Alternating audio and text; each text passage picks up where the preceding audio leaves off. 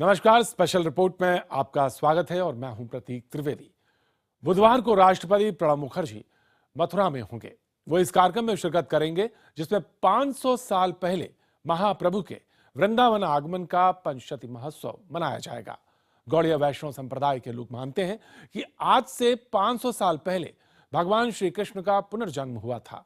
उनकी कृपा से ही मथुरा वृंदावन में कृष्ण लीला से जुड़ी पौराणिक जगहों की दोबारा खोज हो सकी। IBN 7 भी इस खोज पर निकला। देखिए इस मान्यता पर खास पेशकश, श्री कृष्ण का पुनर्जन्म।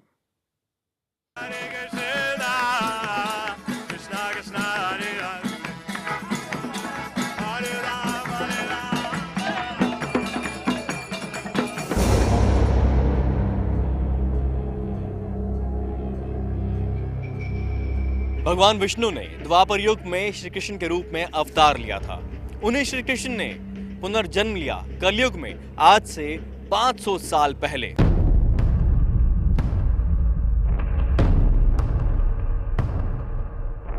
नमस्कार, मैं हूं गौरव राजगुप्ता।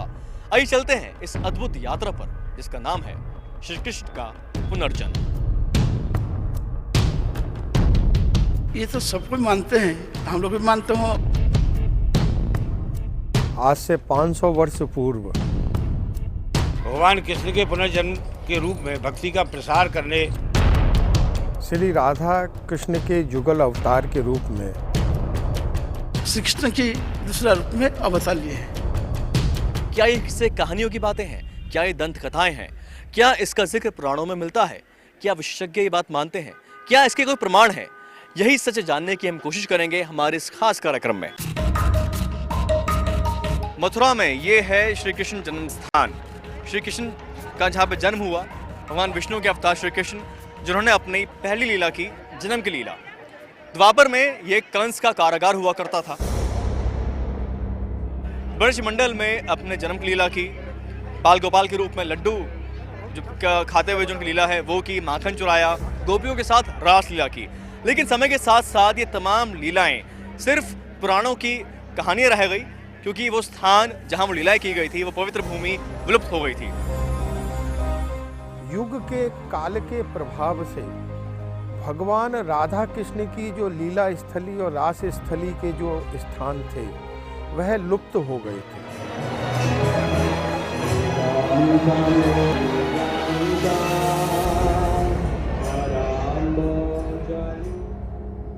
लेकिन समय के साथ साथ ये तमाम जगह, ये कहानियाँ, ये सब किस्से सब पुराणों का हिस्सा रह गए, लोगों की असल जिंदगी से विलुप्त हो गए।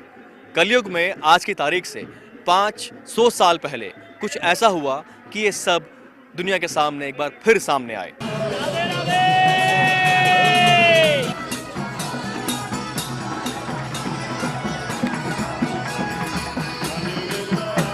पश्चिम बंगाल में नवद्वीप स्थान है।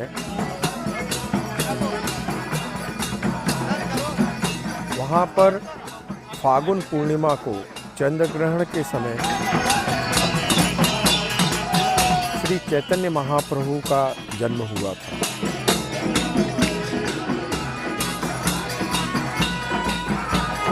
झारखंड के मार्ग से श्री चैतन्य महाप्रभु का वृंदावन आगमन हुआ। भारतवर्ष की यात्रा करते हुए उनको पता था भगवान श्री कृष्ण का जन्म मथुरा में हुआ है। मथुरा आए,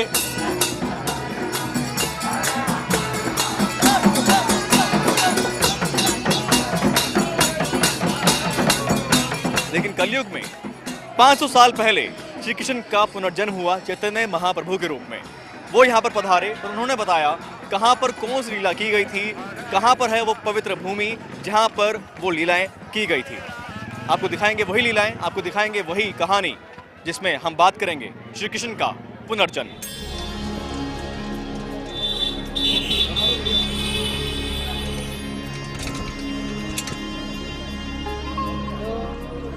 भारतवर्ष की यात्रा करते हुए वो आ पहुंचे ब्रजमंडल। ब्रजमंडल जब वो आए तो सबसे पहले वो पहुंचे केशव देव जी के मंदिर में, जो एक प्राचीन मंदिर है। और इस मंदिर में एक पेड़ लगा हुआ है। आज के अगर हम बात करें तारीख में, यह पेड़ कहा जाता है कि चैतन्य महाप्रभु ने स्वयं अपने ही हाथों से लगाया था। ये महाप्रभु जी के समय का ही वृक्ष है। उन्हीं की प्राचीन बैठक है।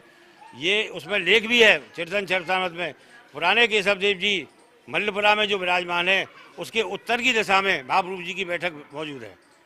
और ये बैठक आप देखिए, ये उधर पूरब है, इधर पश्चिम है, इधर उत्तर है। उत्तर में ये वृक्ष निर्माण उन्होंने लगाया है।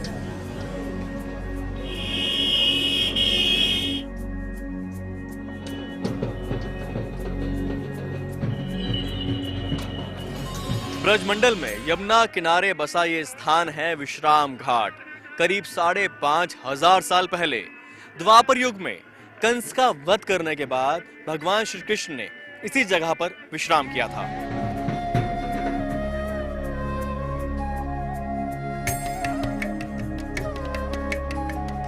समय बदला, युग बदला और बदल गई यमुना की धारा, और इस बदलाव में खो गई ये जगह। ये वो स्थान थे जहां भगवान कृष्ण ने लीलाएं की थी।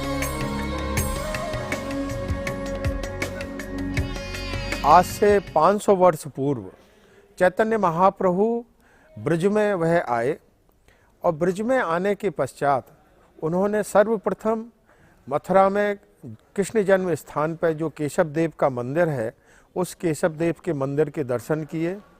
उसके पश्चात उन्होंने मथुरा में विश्राम घाट पर वहाँ यमुना के दर्शन किए।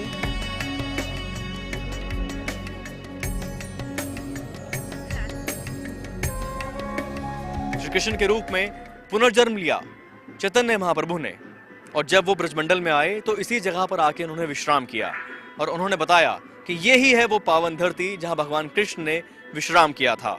यही है वो विश्राम घाट, यही है वो विश्राम घाट जो द्वापर का विश्राम घाट है।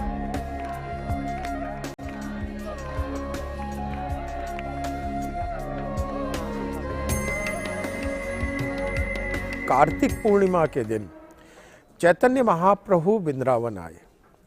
युग के काल के प्रभाव से भगवान राधा कृष्ण की जो लीला स्थली और रास स्थली के जो स्थान थे वह लुप्त हो गए थे, और चैतन्य महाप्रभु के ही इस ब्रज में आगमन के पश्चात वह राधा कृष्ण की जो लीला स्थली और क्रीड़ा स्थली थी उनको उन्होंने पुनः प्रकाशित किया।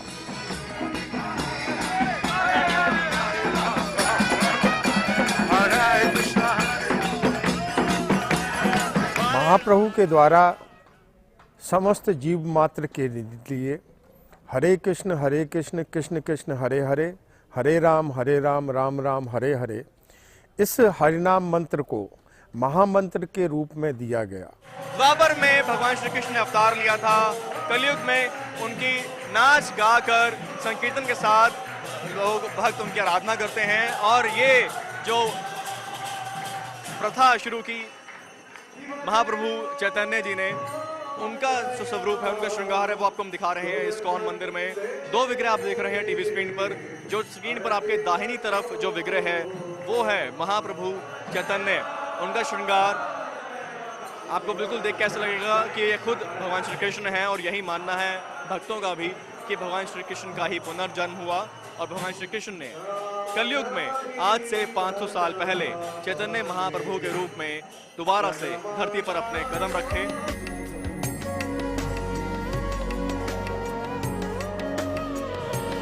भक्ति में संगीत, नृत्य और गायन का जो अद्भुत संगम उन्होंने पिरोया, उसके भक्ति रस में तमाम लोग डूब नजर आए। भक्ति की ये तमाम दीप, ये लौ हमने आपको दिखाई, आपको दिखाते हैं चैतन्य महाप्रभु के एक शिष्य ने जो 500 साल पहले एक ऐसे ही ज्योत जलाई, वो आज तक जल रही है।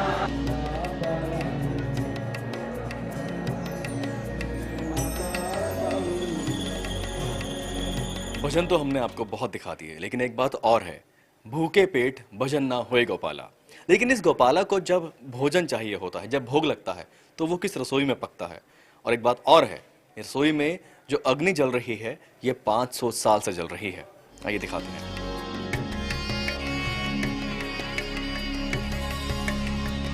ये अग्नि 500 साल से जल रही है।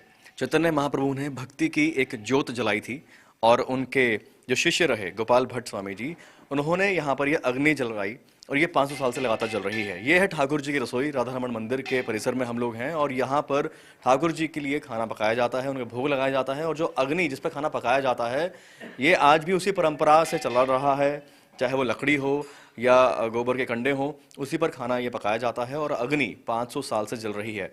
यही अग्नि का इस्तेमाल होता है चाहे जोत जलाना हो, अगरबत्ती जलानी हो, जो भी, या यज्ञ करना हो। और ज़्यादा जानकारी के लिए अनिल गोस्वामी जी हमारे साथ में हैं। अनिल जी बताइए कि 500 साल की जो हमने कहानी सुनी है, पूरी कहानी लेकिन है क्या डिटेल में? देखिए, जिस दिन से श्री गोपाल भट्ट जी, जिनको श्री राधा रमन जी का विग्रह प्राप्त था, और जो महाप्रभु चैतन्य के शिष्य हैं, उन्होंने जिस अग्नि को जला करके ठाकुर जी की आरती की, प्रसाद बनाया, वो एक परंपरा बन गई कि वो अग्नि आज तक उसी तरीके से अखंड रूप में स्थापित है।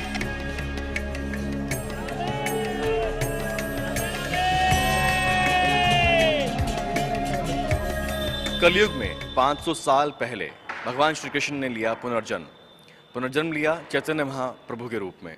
जो आप विग्रह देख रहे हैं, ये चैतन्य महाप्रभु का विग्रह है। और सगुण रूप में उन्होंने भगवान की स्तुति की, और सगुण रूप में चैतन्य महाप्रभु को भी लोग यहाँ पर भगवान के रूप में ही पूजते हैं। जगन्नाथ के दर्शन के बाद उन्होंने फिर वृंदावन आए हैं। वृंदावन आने के बाद उन्होंने जितना जो लीला किए थे कृष्ण अवतार में, जितना जो लीला किए थे, उनको राधा कुंड, श्याम कुंड, गिर गोवर्धन, वृंदावन, निधिवन, जो 12 कानन है, 12 वन है, उनको पहचान कर गए। यानी कि जो लीला जो है लुप्त हो गई थी, जहाँ लीला की गई थी वो स्थान लुप्त हो गए थे। उन लीलाओं को, उन स्थानों को पुनः प्रकाश में लाने के लिए श्री कृष्ण खुद प्रकाश में आए 500 साल पहले चैतन्य महाप्रभु के रूप में। अक्रूर जी महाराज ने जमुना जी में स्नान बनाना चाहा। जब स्नान बनाने लगे तो जब डुबकी लगाई तो देखा कृष्ण बलदेव रथ पर विराजमान है। जमुना जी में दर्शन हुए। हरे कृष्णा कृष्णा कृष्णा हरे हरे हरे राम हरे राम।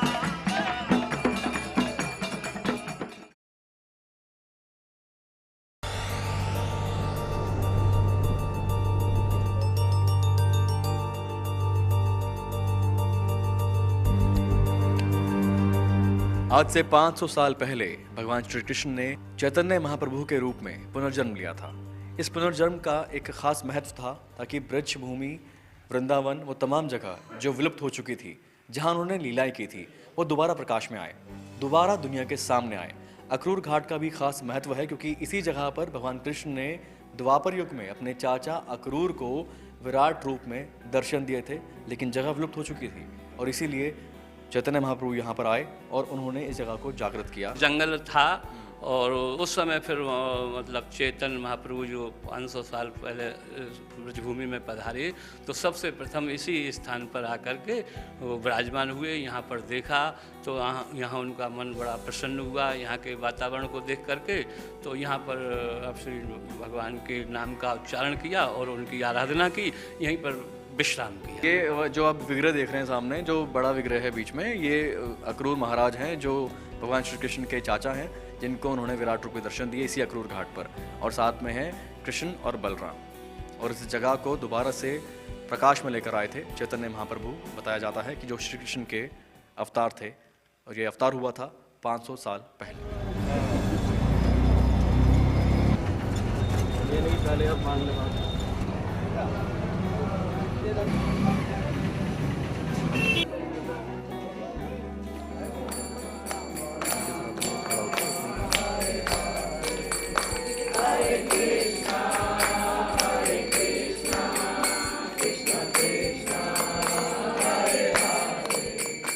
श्री गोपाल भट्ट गोस्वामी को महाप्रभु में स्वप्न प्राप्त हुआ कि उनको प्राप्त करने के लिए उनको तीर्थ यात्रा करनी चाहिए। उसी आदेश के अनुसार वह नेपाल गए। नेपाल में गंडकी नदी में उन्होंने स्नान किया। गंडकी नदी में ही शालिग्राम शिला की प्राप्त होती हैं, तो वहाँ पर उनको 12 शालिग्राम शिला उनको प्राप्त हुए।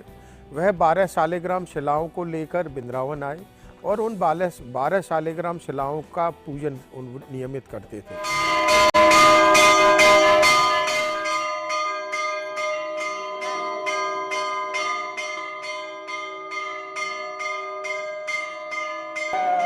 राधा रमन मंदिर, जहां भगवान नरगुण रूप में थे, लेकिन एक चमत्कार हुआ कि नरगुण रूप से वो सगुण रूप में आ गए। एक शालिग्राम भगवान थे, लेकिन भक्तों का ऐसा प्रेम था कि वो स्वयंभू यहाँ एक मानव रूप में, जो आप सगुण रूप देख रहे हैं, उसमें वो प्रकट हुए।